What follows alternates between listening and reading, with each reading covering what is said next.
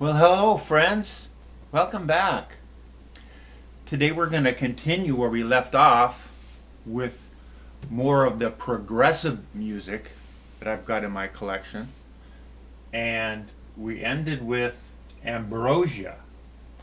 And as I said before, Ambrosia, they went to form the Alan Parsons Project. All four of the Ambrosia members, they played on this record. No, I don't know if they went and played on the subsequent records or not. Probably not. But I know that Alan Parsons produced Ambrosia, and he got those folks to come in the studio and record this record for him. And now this is a Japanese first edition. Comes with the Japanese insert. It's a nice big gatefold. And the nice thing, if you remember on the first edition, they had this like parchment paper on the first part, and then there was a book on the inside. There's a book it's stapled to the inside of the cover, and it's quite a few pages, and it's kind of got a little bit of a texture on the pages. It's stapled in here, and this is a really nice item. And then again on the end they have that parchment paper on the end again. And nice big gatefold. Comes on the 20th Century Records label, just like the Ambrosia record did. And it is a first edition Japanese pressing. And I think originally, what I had before this one, I had a Japanese, but I had a second edition. That was back when I thought all the Japanese records were created equal. Well, they're not. The first editions, the first original presses, they sound fantastic. Now, the one they had was a reissue. And so, MoFi has reissued this as well. But when you look on eBay or whatever, you're trying to find a MoFi of this record, yeah, they're all over $100 all the time. And the prices are going up. So I bought this. I think I paid $30 for this. And these are expensive too, but you just have to shop. You have to have a price that you're willing to pay, and when I find those, then I buy them. I got a good deal on that when I bought it. And then, as I was looking at the last video that I made about all the Moody Blues records that I owned, I said, hey, where's A Question of Balance? I said, oh yeah, I remember when I did those Friday Music records. This was one of the records that Friday Music reissued. And Friday Music did, as I said, they did a great job of remastering this record. And it sounded much better than that Canadian first edition that I had. But it's no match for this first edition Japanese press. And here's the inside of the gatefold. And 50 years later, I mean, this thing still looks awesome. It's still a great looking sounding record too. And it's one of those records, I don't know why they do this, but they put it on the gatefold kind of sideways. So when you put the record normally, with the spine here, it's on sideways. I don't like those kind of records, but anyway, it's how this is. And it's made on the White Threshold label on the Japanese pressing, THL-2. Sounds fantastic. And it's just one of the other thing I wanted to talk about. Because, I bought all those other Moody Blues records, and they're all on the Japanese. A lot of them are on that DSS or the THL series. But I could never find this one. Or if I did find it, yeah, they wanted $200 or something stupid, or $150 or $100 or whatever. And I could never. And then those are rare anyway. They're really. This is a hard record to find. A 50-year-old record in mint condition, Japanese pressing. They're not easy to find. Yeah. So I don't know why it is, but I found that Friday Music one, and then a week later I saw this on eBay for $24. I mean, come on. Why does that always happen? You look for a record for a year or 2 years or 10 years, and then finally you find one, and you find 3 or 4 others pop up. Tell me that's not true. Happens all the time to me. Next up is Druid, Toward the Sun. And this is a UK press, Druid. I think they have another record called Fluid Druid. This is on the EMI Records Hayes, Middlesex, England, printed in Great Britain. Garrod and Lifthouse Limited. Lofthouse.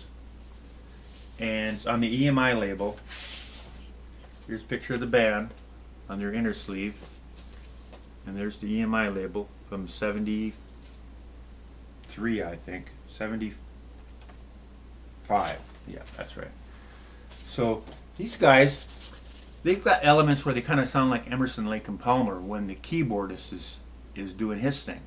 But this is not really what this record's about. The guitarist on this LP is really, really good. And he dominates all of the, solos basically on this record. Emerson, Lake and Palmer, Keith Emerson, he's dominating all the solos on that record. It's all about keyboards. This one's a lot about guitar, great guitar work. But they do have, the organ and the bass and the drums and all that good stuff on here. So it's a good progressive sounding record. But good guitar, good sounding record. Great progressive music. Finch, Glory of the Inner Force. There's another really good progressive record. And this one too is dominated by the guitar. Now the guitar player on this record, he's really fast. And the bass player is fast. And they're going together quite a bit on this record. Of course they have those times where they slow down. The keyboard player, he gets involved. But again, another really good progressive record. And that's on the Janus record label. Eloy Floating. Another Janus record. Eloy Floating. And this band here, they are from, I don't know, because this is a 75 made in Canada. You're a European band. Now their organ on here, it sounds like Uriah Heep or Deep Purple. The sound, that same organ, they've got that same organ that the guy's playing on here. And again, there's a lot of keyboards, but a lot of guitar. A lot of good guitar work on this too. And they're not playing as fast as some of them other guys are, but it's cool. They do some cool music on here. It's a good record. Eloy Floating. Now, let's have a look at the inner sleeve. Because you might not recognize this record until I pull out this inner sleeve. Yeah. Gentle Giant. And I've had a lot of Gentle Giant records over the years. Some Vertigos and such. And this is the one that I have now. This is the one I've kept out of all the Gentle Giant records. This is my favorite one. In a Glass House. And this one, this is a UK WWA pressing. Sounds phenomenal. Great. This WWA label, they make some great sounding records. As well as this one. And this is a really nice package that WWA's put together for this Gentle Giant record. It's a nice textured cover. Whole way around textured. Then they've got a die cutout picture frame. And then it's like plastic. It's plastic in here. And then this cardboard slides in to give you that album cover. It's really, really nice. Very nice. And I believe it's from 73. You can look at the label, make sure. 73, yep, 73. Really good record. And this is a really good record right here. If you go and listen to that on YouTube, if you have it, enjoy it. Great record there. In a Glass House. Now, One Live Badger. And if you look on the inside here, it says, written by Badger, published by Yes Songs. John Anderson's involved with this. And it's kind of got the Yes little logo down here. And we've got a lot of keyboards, bass guitar, drums, and Brian Parrish on lead guitar. Now we've got a little nice Roger Dean artwork again. And that Brian Parrish, phenomenal guitarist on here. They've got, again, great guitar work on this record. That guy really, really can play the guitar. It's a live sounding record. It's a live record. A lot of good keyboards, but again, the guitar is predominant on this very good record right here. Fuzzy Duck. These guys are from the UK. This is a reissue. It's a 180 gram reissue, and they got a little book they put in here. They give you a nice little 45. It says 1990 on the 45, and then they've got this 180 gram record in here, probably made in 1990. But they've got a really thin cover, so I think it was from. It's just in must be UK or something pressing. But that's, and this record now, this has got some progressive elements to it, but it's more of a rock record. They've got progressive mixed in with rock. Good record, and good musicianship on here. Good record. Fuzzy Duck. Now we've got If 4. This is If 4. Of course, they've had If 1, 2, and 3. Now, this is numbered their fourth record, and their fourth one is recorded February of 1972 in Memphis, Atlanta, and London. And this is Japanese pressing of this record. And now this one is progressive, but it's got the saxophone, piano, bass, electric guitar, and it's got like flute. And these guys now, they go progressive rock to jazz. There's a lot of jazz elements in this record right here. If 4. Now, the nice thing about this record being 1972 and being an original out of Japan, I think 72 is about the last year that the Japanese were putting records on red vinyl, because all the records, original presses from then, were all red vinyl, and I think it was 73 around there when JVC came up with their super vinyl, and then all the records after that were pressed on that black super vinyl. They did quit doing the red vinyl. And here's the first 3 record covers. If a whole bunch of Japanese writing on there. But that's a good record too. Very good record, and a good sound, of course, on the record, which is important to us. And very thick cover on here. Really thick, nice thick cover. Very nice. And then we have Genesis, Selling England by the Pound. This is a phenomenal record. This is a top 10 record right here. Every song on here is phenomenal. They just did. This is by far, for me anyway, their best record that they ever did. And then we've got Sweet Smoke, Just a Poke. This is a band from the UK, and got saxophone. It's got, a couple guitars. And the interesting thing about this record was this is of course a German press, EMI Columbia, made in Germany, original German press. And one side of it's got the saxophones and the guitars and kind of progressive sound. And then you go to the other side, and it's a lot acoustic guitars and sitar music. And it's kind of like a lot of that back and forth with the sitars and the bongos and the acoustic guitar, and you got the old Sweet Smoke stuff going on. Yeah, that's what all that's about on this record.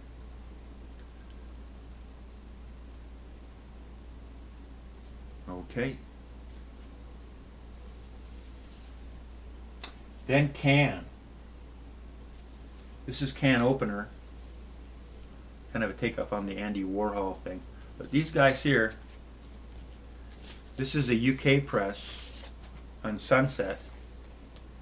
Nice first edition UK pressing on the Sunset label from 72 and 74, 73. I see they've got different years on there. Good record. Now here's the thing about this band called Can. that I've noticed when I started listening to them. I'm listening to them and I'm thinking, wow, these guys sound like they're a modern band. They don't date themselves. You don't know this record's from, like, I was listening to some older stuff from 1969 from Can, and I'm thinking, sounds like a band that would be something from the 90s or 2000 or something. It doesn't sound like they're making this in 1969. They're way ahead of their time. They don't date themselves in the kind of music that they do, in my opinion. A great band. And then I've got Cannibalism. It's a double LP that's made in Germany, and no year on it. 72. This was 1972. It's got a double LP, made in Germany. A lot of Can on here. A lot of good stuff on this record. I like it. And then we've got a band called Magna Carta. Songs from Waste is Orchard. And you see the little Vertigo up there, yeah. And so they've got a little gimmick cover where this opens up in the front because it kind of looks like a crate. And then inside you get a crate of apples. That's what's in the crate. What's under the crate? What's under the apples? Yeah, we've got a nice Vertigo UK swirl. Nice UK swirl here. Really nice record. Sounds fantastic. And you know the funny thing about this record is when you put this side on here, the first track, you're listening to it, okay, you got the acoustic guitars you're playing, everything sounds nice. And all of a sudden, bam, here comes the sitar. It's like Ravi Shankar joined in.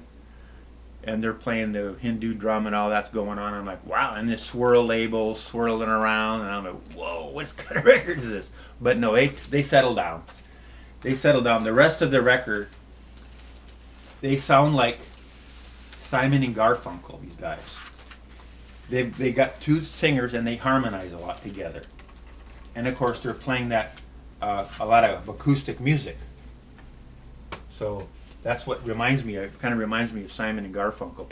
Good music, good musicianship on this record. And now the Nice collection. You know, Keith Emerson had a band before ELP. It was called The Nice. And this is a nice, very nice, double LP. It's a Castle reissue from 1985. A UK press of all the Nice stuff that they did. And so I used to have a couple other of these Nice LPs, and when I got this, nice UK press, sounds fantastic, made by Castle. This is the one I kept. And next one up, Dragonfly. And this is a band, this is a German pressing now. Must be a German band, I think. Dragonfly. And it's on Higfly Records. Hi-Fly Records, pardon me. It's on Hi-Fly Records. Made in Germany, German pressing. Of course, it's got that thin cover. And these guys here now, a lot of keyboards, a lot of really good guitar, a lot of great music on this record. It's a great progressive type of a music, and they do keyboards, guitars, percussion, vocals, backing vocals, bass. Very good record. Okay. Well, that's going to be summing it up for today, and thanks for watching. Bye-bye now.